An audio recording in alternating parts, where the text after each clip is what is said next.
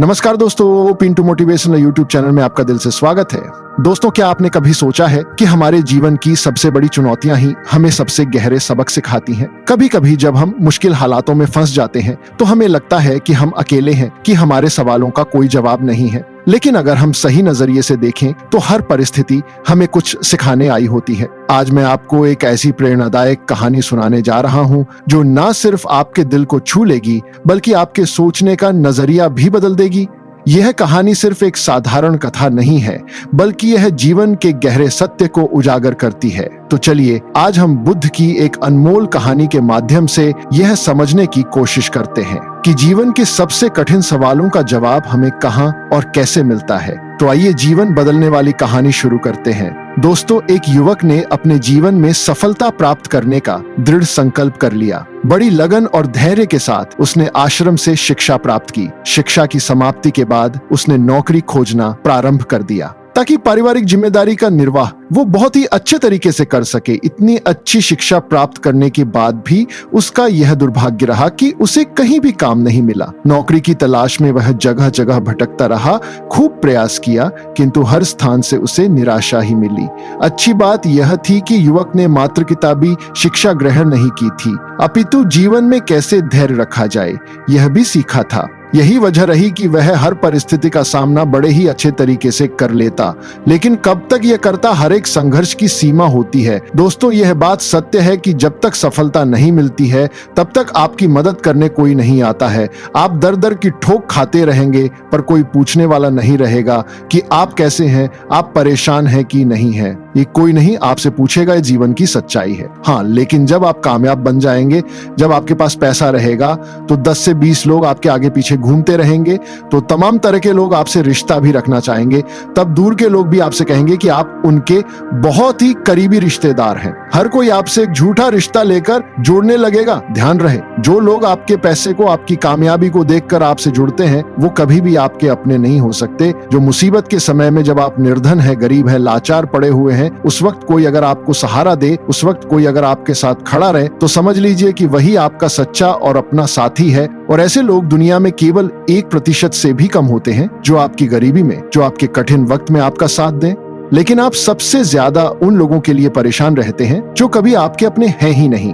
वह युवक हार थक के परेशान होकर के एक रास्ते से गुजर रहा था। रास्ते में उसी से एक आश्रम दिखाई पड़ा। उस आश्रम के बाहर एक महात्मा अपने शिष्यों को ज्ञान का उपदेश दे रहे थे। वे सभी शिष्य उन बौद्ध महात्मा के उपदेशों को बड़े ही ध्यान और शांति पूर्वक सुन रहे थे। वह युवक वहीं पर रुक गया। उसने सौ कि ऐसा क्या यहाँ पर चल रहा है जो कि लोग बहुत ही शांति पूर्वक उन महात्मा का उपदेश सुन रहे हैं। उस युवक के भी मन में जिज्ञासा जाग गई कि चलकर हम भी देखते हैं कि वहां पर क्या हो रहा है। और वो युवक भी धीरे धीरे कदमों से आगे बढ़ते हुए आश्रम की तरफ चल पड़ा। वो पास में ही एक आम के पेड़ के पास बैठ गया और महात्मा के द्वारा कही हुई बातों को ध्यान से सुनने लगा। महात्मा कह रहे थे, जब किसी चीज की नई शुरुआत होती है तो सबसे पहले सब कुछ खत्म हो जाता है। जब इस सृष्टि की रचना हुई थी तो सबसे पहले सब कुछ समाप्त हो गया था। उसके बाद एक नई सृष्टि की रचना हुई। यानी जब इंसान मुसीबत के ऐसे वक्त में पहुंच जाए जब उसे लगे कि अब कुछ नहीं होने वाला है, अब मेरा कुछ नहीं हो सकता है जीवन में, वह बिल्कुल हार सा गया है, टूट जाए, लाचार हो गया हो, कोई उसकी मदद करने वाला नहीं रहे, ऐसे वक्त में अगर वह इंसान किसी से अपनी मदद भी मांगे तो लोग उसकी मदद भी करने से इनकार कर दें। महात्मा आगे कहते हैं कि ऐसे बुरे वक्त में अगर किसी को प्यास लगती है तो कोई आपको पानी देने वाला भी नहीं मिलेगा, क्योंकि बुरे वक्त में कोई भी साथ नहीं देता है। ऐसे वक्त में आप बिल्कुल टूट जाएंगे, आप जिंदगी से हार जाएंगे। लेकिन एक बात हमेशा याद रखिएगा, इसी क्षण यही सोचना है कि अब कुछ हमारी जिंदगी में बड़ा और अच्छा होने वाला है, क्योंकि बर्बाद आदि के बाद ही नई चीज का निर्माण होता है। टूटे फूटे लोहे को गला करके एक नए लोहे का निर्माण किया जाता है। अर्थात जब आप बिल्कुल टूट जाएंगे, मुसीबत के वक्त से गुजर रहे हैं, तो ये बात दिमाग में जरूर लाएं कि अब कुछ नया होने वाला है, हमारी जिंदगी में कुछ अच्छा और बड़ा होने वाला है। यही एक उम्मीद आपको जिंदा रखेगी और ये बिल्कुल सत्य बात है।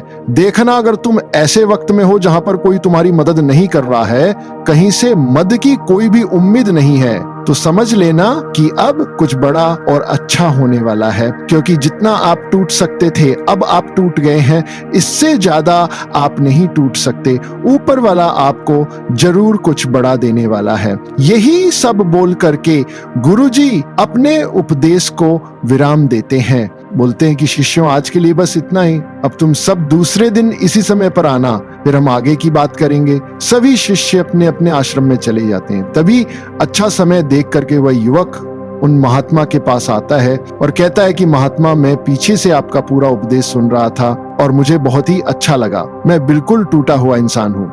मैंने पढ़ाई भी की, हर जगह नौकरी की तलाश में घूम रहा, पर मुझे कहीं भी नौकरी नहीं मिली। मैं दर दर के ठोकरे खा रहा हूँ, पर कुछ भी हासिल नहीं कर पाया। लेकिन आपने जो बातें बोली उससे मुझे कुछ काम करने की हिम्मत मिली और आपकी बातें बिल्कुल सही हैं। तब वह महात्मा उस युवक से कहते हैं कि युवक, तुम अपनी समस्या को मुझे बताओ। तब वह युवक कहता है कि हे महात्मा, मैंने आश्रम से शिक्षा प्राप्त की, उसके बाद हम घर पर आ गया और हमारे घर पर पैसों की जरूरत थी, जिसकी वजह से हम बाहर कमाने के लिए निकल पड़े। लेकिन मैं जहां पर भी नौकरी की तलाश में गया, मुझे वहां से नौकरी नहीं मिली, जिस वजह से मैं बहुत ही परेशान है।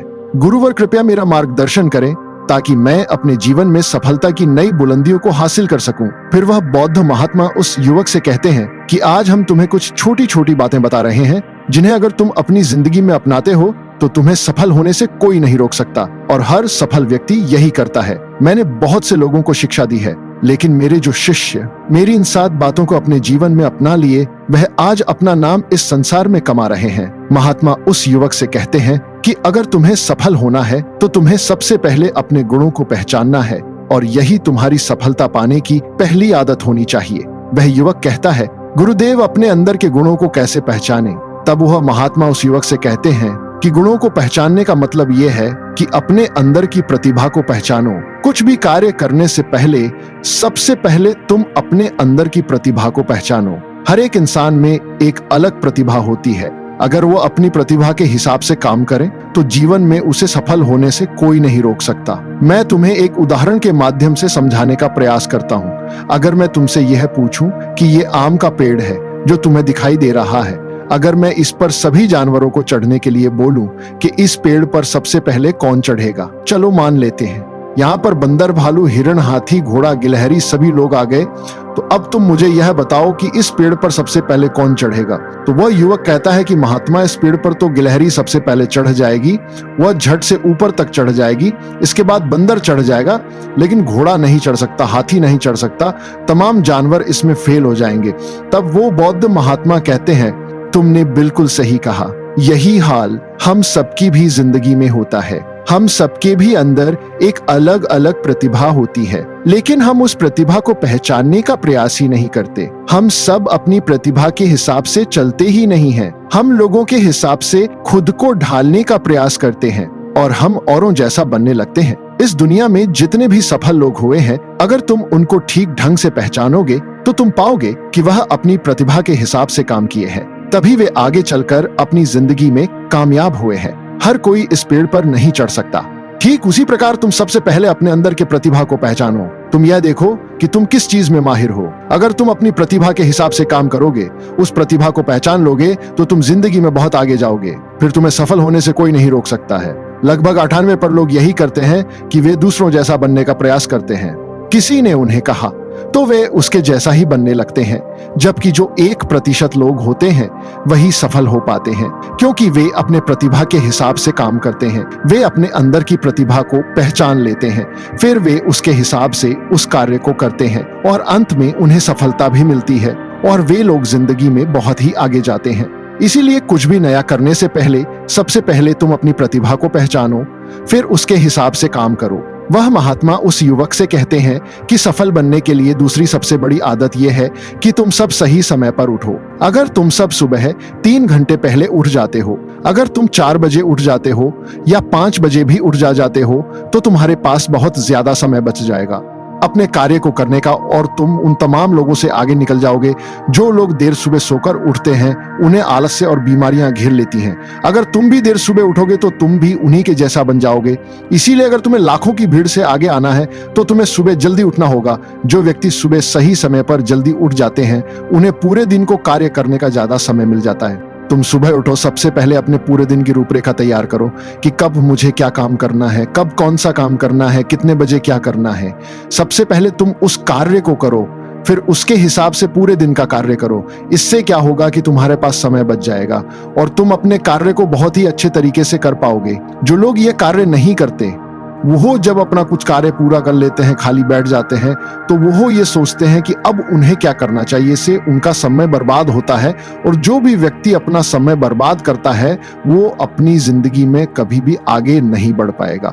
इसीलिए सुबह उठ करके सबसे पहले अपनी एक रूपरेखा तैयार करो कि हमें दिन में क्या काम करना है और क्या नहीं करना है। फिर उसके हिसाब से तुम कार्य करो। महात्मा उस युवक से कहते हैं कि अगर तुम्हें अपनी जिंदगी में सफल होना है तो मैं तुम्हें तीसरी आदत बता रहा हूं जिसे तुम जरूर अपनाना। वह यह है कि अपनी विचार शक्ति का उपयोग करो। जो भी तुम अपनी जिंदगी में पाना चाहते हो उसे तुम सुबह उठ करके एक बार जरूर सोचो। तुम ये अनुभव करो कि वह चीज तुम्हें मिल रही है। भले ही वह चीज तुम्हें मिली ना हो, लेकिन तुम उसके बारे में सोचना शुरू करो और इतना सच्चाई के साथ सोचो कि ऐसा लगे कि तुम्हें वह चीज मिल रही है। उस चीज को पाने का अभ्यास करो और यह काम तुम्हें सुबह उठ करके ही करना है, और जब रात को तुम सोने जाते हो तभी तुम्हें ये करना है।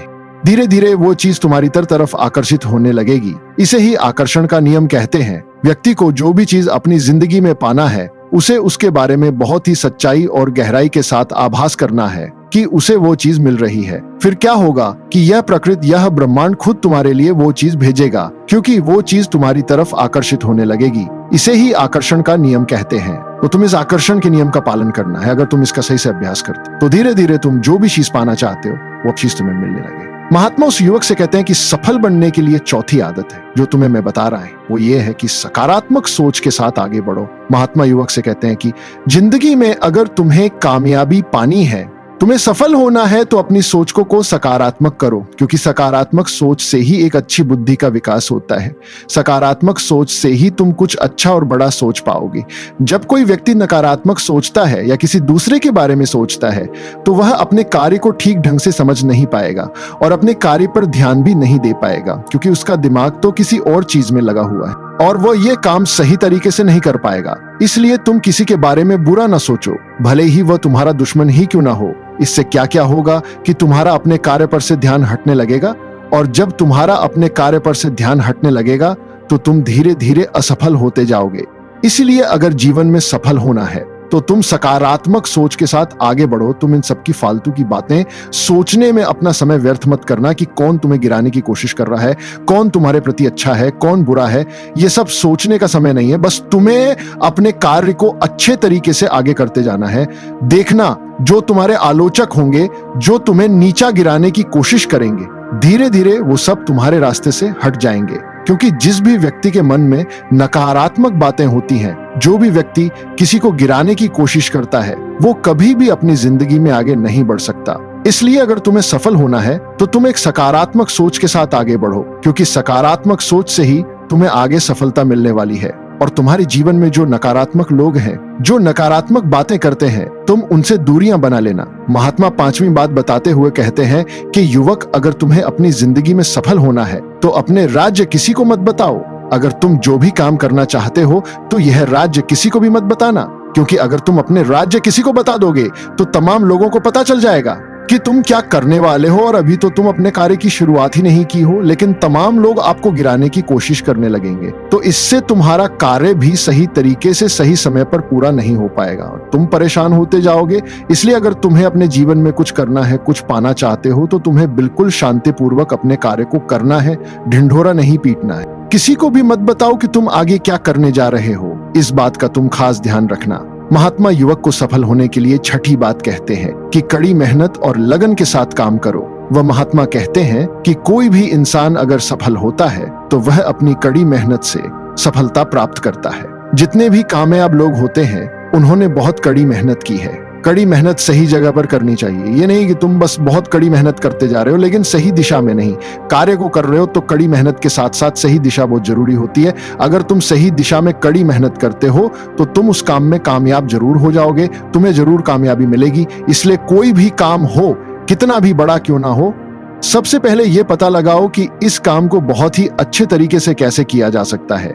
अगर आपको यह पता चल जाए कि इस काम को अच्छे तरीके से कैसे किया जा सकता है, पूरी जी जान लगा दो। सफलता को प्राप्त करने के लिए कई बार हमने देखा है कि लोगों का असफल होने का ये एक बहुत ही बड़ा कारण होता है कि वह उन्हें जो भी जिंदगी में पाना चाहते हैं वो उस चीज के लिए तो मेहनत करने लगते हैं लेकिन मेहनत सही दिशा में नहीं करते, और जब उनकी मेहनत सही दिशा में नहीं होती है तो धीरे धीरे अंदर अंदर टूटने लगते हैं, उनका भरोसा उठने लगता है और उन्हें उनका लक्ष्य भी प्राप्त नहीं हो पाता है। इसलिए तुम्हें जो भी कार्य को करना है, तुम्हें जो भी लक्ष्य पाना है, सबसे पहले उस लक्ष्य को पहचानो कि इस लक्ष्य तक कैसे पहुंचा जाए, तो तुम जरूर सफल हो जाओगे। एक उदाहरण देता हूं कि मान लो ये सामने जो पहाड़ दिखाई पड़ रहा है, अगर मैं तुम्हें इस पहाड़ पर चढ़ने को बोलूं, अगर तुम सीधे चढ़ोगे तो तुम कभी भी इस पहाड़ पर नहीं चढ़ पाओगे। लेकिन अगर तुम इस पहाड़ पर चढ़ने के लिए एक अच्छा रास्ता खोजो कि सबसे जल्दी और आसान तरीके से इस पहाड़ पर चढ़ा कैसे जाए, पहाड़ पर तो तुम बड़ी आसानी से चढ़ जाओगे। लेकिन अगर तुम बिना सोचे समझे चढ़ने लगोगे तो तुम पहाड़ की चोटी पर कभी नहीं चढ़ पाओगे, और अगर चढ़ते भी हो तो तुम्हें बहुत समय लग जाएगा और तुम असफल भी हो जाओगे। यही हाल होता है हमारी जिंदगी में। हमें जो भी लक्ष्य को प्राप्त करना है, सबसे पहले उस लक्ष्य के बारे में सोचो और तुम यह पता लगाओ कि इस लक्ष्य तक कैसे आसानी से पहुंचा जाए। जब तुम यह पता लगा लोगे तो तुम अपने लक्ष्य को बड़े ही आसानी से पा लोगे। इसलिए कठिन परिश्रम के साथ साथ सही दिशा जरूर होनी चाहिए। महात्मा उस युवक को सफलता प्राप्त करने के 7वां और अंतिम सूत्र बताते हुए कहते हैं कि युवक, तुम्हें अपने शरीर का भी बहुत ख्याल रखना है और अपने शरीर के ख्याल के लिए तुम्हें योगाभ्यास और योग की क्रिया करनी है। अगर तुम योग की क्रिया करते हो तो तुम्हारा दिमाग संतुलित रहेगा, और जब तुम्हारा दिमाग संतुलित रहेगा तो ही तुम अपने कार्य पर अच्छे तरीके से ध्यान दे पाओगे। योग की क्रिया करने से तुम्हारे अंदर का आलस्य भी दूर हो जाएगा, क्योंकि आलस्य इंसान का सबसे बड़ा दुश्मन होता है। इसीलिए योगाभ्यास करके तुम अपने आलस्य को भी दूर कर दो। ठीक उसी प्रकार जब तुम अपने दिमाग को एक जगह पर केंद्रित कर लोगे, अच्छे मन के साथ कार्य करोगे, तो तुम्हें सफलता जरूर मिलेगी, क्योंकि तुमने अपनी पूरी ऊर्जा एक दिशा में लगा दी है। और जब तुम अपनी पूरी ऊर्जा एक दिशा में लगा दोगे तो उसका परिणामनामा तुम्हें अच्छा देखने को मिलेगा। इसलिए तुम दिन में ध्यान की क्रिया, योग्य की क्रिया जरूर करो। इससे तुम्हारा दिमाग संतुलित रहेगा, तुम्हारा दिमाग बहुत अच्छे तरीके से काम करेगा। और जब तुम्हारा दिमाग संतुलित रहेगा, बहुत अच्छे तरीके से काम करेगा, तो ही तुम कुछ नया और अच्छा सोच पाओगे, तभी जाकर तुम्हें सफलता भी मिलेगी। इसलिए मेरी इन बातों को ध्यान रखना। इसलिए युवक, सबसे पहले तुम जाओ, यह पता लगाओ कि तुम किस चीज में माहिर हो, फिर तुम उस हिसाब से कार्य करो और मेरी इन बातों को याद रखना। वह युवक उन महात्मा को प्रणाम करके वापस अपने घर आ जाता है और वह ये सोचने में लग जाता है कि वो किस चीज में माहिर है। पूरे 15 दिन तो ये सोचने में लगा देता है कि वो किस चीज में माहिर है। बाद में उसे पता चलता है कि वो तलवारबाजी की क्रिया में बहुत ही माहिर है, इसीलिए वो तलवारबाजी पर बहुत अभ्यास करता है और वह एक कामयाब तलवारबाज बन जाता है। उसकी ख्याति दूर दूर तक फैल जाती है। फिर एक दिन पड़ोसी देश के राजा उसे अपने यहाँ सेना में नौकरी के लिए बुला लेते हैं और वह व्यक्ति अपनी सुरक्षा से उस राजा के प्रस्ताव को स्वीकार भी कर लेता है और वह उनके यहाँ नौकरी के लिए सेना में भर्ती हो जाता है। राजा उस युवक को बहुत ही मान सम्मान से सम्मानित करते हैं। अब उस युवक का परिवार बहुत ही अच्छे तरीके से अपना गुजारा करने लगा। दोस्तों, सच्ची खुशी बाहरी चीजों में नहीं बल्कि हमारे भीतर संतोष में बसती है। इच्छाएं असीमित होती हैं, लेकिन जब हम जो पास में है उसी में संतुष्ट रहना सीख जाते हैं, तभी वास्तविक शांति और आनंद मिलता है। जीवन में संतोष ही सबसे बड़ा धन है। दोस्तों, उम्मीद है कि आपने आज की इस वीडियो से जरूर कुछ न कुछ सीखा होगा।